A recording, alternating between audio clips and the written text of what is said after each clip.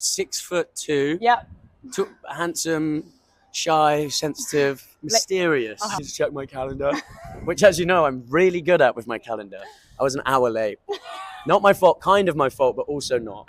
Do I wave? Hello, I'm Henry Rowley, and I play Julien in Chinese Takeaway. I think they reached out. I mean, my agent gave it to me, really, and was like, what do you think of this? And I read it, and I was there like, what the fuck? But it was really, really good writing and really intriguing. And so I met with Jess, who's amazing. And I was like, all right, this person's incredible. And then talking through the script of her and what her intentions with it are and everything around that, I was like, okay, this is really cool. And it's just another opportunity to do what I love. This is why I shouldn't do interviews, because I just come across like such a wanker. But you're not. No, For the record. I'm super cool and serious and sensitive and 6 Yeah, foot. 2. 6'2", sorry, 6'2". 6'2". I think it was that play of horror and it's like quite comedic.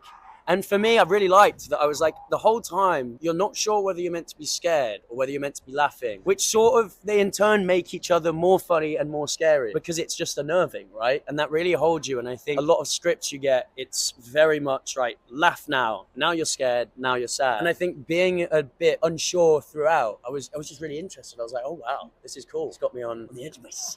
Yeah, for me, it's just everything and anything as long as it's a cool project. I want to get involved and do it. It's just another opportunity to meet nice people. I've got no friends. I just want anyone to spend time with me. Even if it has to be work, that'll do it for me. Are you okay? Sorry. It's okay. I'll give a serious answer. No, you don't have to. Okay. It's fine. No, let's sit with that. I feel like it's not a serious film. You're not a serious person. I mean, maybe you are. No, What the fuck? what? Are you a serious person? Incredibly so. In what way? Every way. Not in the immediate future, because I'm filming from June. What are you filming? Robin Hood. Okay. Yeah. It was absolutely insane. Was it? Genuinely, the whole 6 months I was smiling like a kid in a playground. I could not, I was on set in my costume and I was there like, guys, this is so fun. And they're like, they've all done it before. And they're like, yeah, no, it is. And I was there like, so, lines. Yeah, and first scene was a fight scene, which was really fun with Jack. It was just the best thing ever. I'm so excited to carry on. I think for the first 2 months, I was convinced I was going to get sacked every single day. And I know that's quite a common thing, I think. I spoke to quite a few people and then your phone listens to you, right? I then started getting all of these reels of actors being like, when I did my job, I was so convinced I was going to get fired. And I was like, yeah, I feel that. How does it know? No, that's literally me. Guys, what? I don't know. It was on set. It was always fine. Actually on set and doing it, I would have so much fun. Then I'd go home and be like, fuck, I suck. Oh, I should have done all of that differently, which I think it was because of the imposter syndrome, first job. But you relax into it, you get confidence, and then you just get to enjoy. And I did enjoy the whole thing. It was amazing. I have no idea. I don't really know. I think sometimes, okay. I mean, there is a following in Spain. There is following all over. It is obviously predominantly UK. But I saw a thing recently on Instagram, which is so fun to do. It's you post a reel and then it'll be Meta is translating your thing. And then you can select it and change the language. And it's Spanish in my voice or Portuguese in my voice. And you have Hindi and stuff in my voice, and it's the whole reel, but just in that language. And so I was watching my stuff in all of those different languages. So I guess it creates a much wider appeal. So it's all the same jokes and stuff. And so the ones that aren't specifically to do with British culture or British characters, it still works. I've got no idea how it works with the different accents because I've not actually, maybe actually after this, I'm going to check and see how it adapts it. Oh, you know what I do know? Hamburguesa de pollo. Una cerveza, por favor. Oh, so it's cerveza. Cerveza. Yeah, Cerveza. Cerveza. Una cerveza, por favor. Hamburguesa de pollo. Well, I think, so I started off in theatre when I was younger. So I did quite a lot of theatre and then kept that going, really, really wanted to go to drama school. And typical, my dad was like, no, you have to go and get a proper degree. So I did, well, proper degree, I did English. I read a few books, which was great. Feminist literature. Oh yeah. It's in your bag. All feminist literature, it's just chock-block full of feminist literature. But then it ended up being the right decision because I think I needed to go to uni and sort of have fun. And I think if I'd gone to drama school at that point, it wouldn't have been right. And my dad was like, look, if you're really that into it, you will find your way back to it. And the online stuff was a complete accident. It was just sort of uploaded as a joke. Started to go well, so I uploaded more. And then it became a thing. It just sort of happens before you know it. And then it's like, oh my God, you're the guy on Instagram. And it's like, yeah. I don't know why I'm taking the piss out of people who do that. They're really nice. But then it does affect it in the same way as going into comedy from that space, going into stand-up. You're very aware that there can be a preconception that perhaps you've just cheated your way in, right? And people don't necessarily know what you've done behind the scenes, but they're like, this is some Instagram guy and now he's doing this. What the hell? You don't deserve to be here. Which I get why people think that, but you can't sort of let that hold you back, if you know what I mean. So like with the stand-up, I was like, right, I've got to wear my stripes. You got to do the circuit, the pubs and the clubs, and fall on your ass a million times, and you know, to crowds that just don't laugh before you get there. And then same with acting, you know, like there has been a lot of stuff behind the scenes to get there, but you understand why people think that. But it's, you know, sort of aware of it. It's just a case of doing it more and more and earning your place, I guess. It doesn't bother me too much, but I'm aware that other people may think that, and that's just natural. You know, it's a natural judgment you'd make. I think because if I was from the outside, I might, if it was flipped, I might think that. And that's more a position of ignorance rather than malice or anything like that. Because when you actually speak to people, they're then really nice and supportive. And they're like, oh, okay, this isn't just like you've made videos and now you like the idea of fame, like more fame. Do you know what I mean? Fame sucks. I don't like the idea of that. That terrifies me. But you're in Robin Hood. Yeah. Sorry. I've got toe cramp.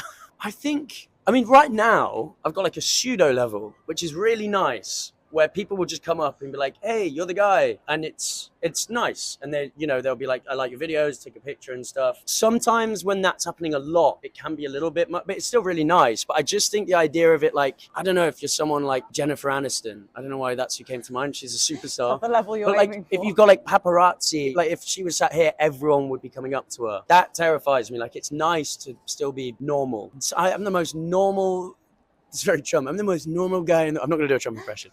I'm so normal. Fuck Trump for the record.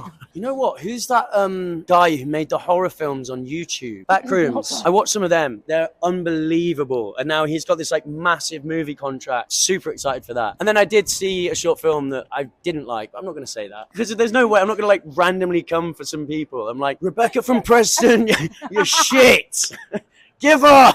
Yeah, it's years and years of work for each sketch. This has been a long time brewing. I don't know if you can tell. Okay, I mean, a lot of it's improvised. I'd say 90% of it's improv. I'll like write an idea down or a concept or like, and usually it comes off the back of me doing something or saying something or behaving in a certain way. And then I'll be like, oh, that's such a weird little thing that people do. Let me like times that by 1,000,000 and make it into a stupid sketch. Okay. If people ask, what do you do online? I say like comedy sketches and characters. Grew up watching lots of sketch shows. Yeah, so. You don't use the term influencer, content creator. Influenza. That's why we go viral. Comedy! I just completed comedy. Sorry. This is amazing. Should I match? Can you? Because a lot of people can't.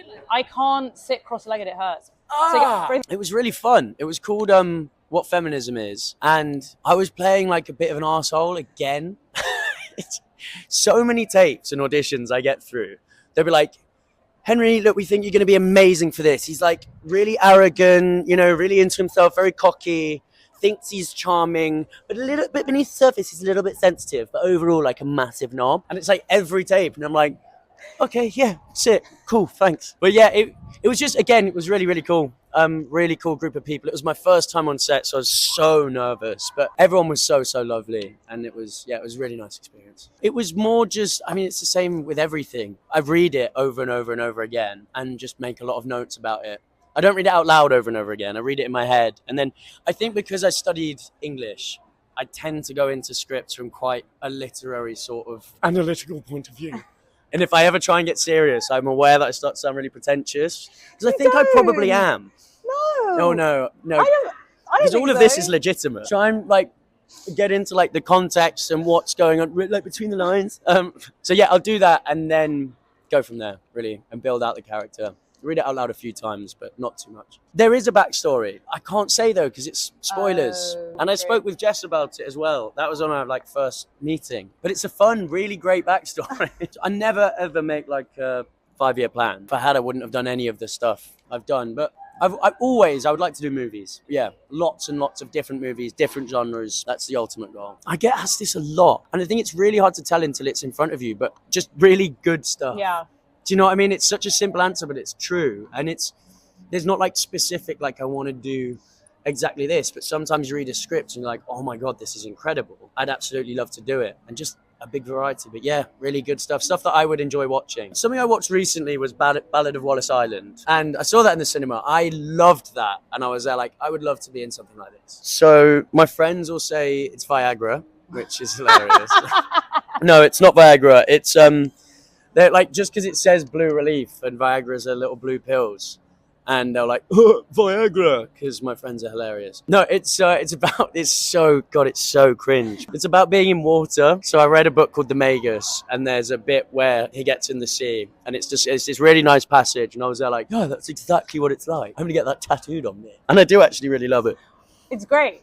I like the alternative version as well. That's funny. Yeah. Really funny. It is. Or if I'm like we're on holiday and I'm in the pool, they'll be like, "I was at Blue Relief." I'm like, "Yep, it's great."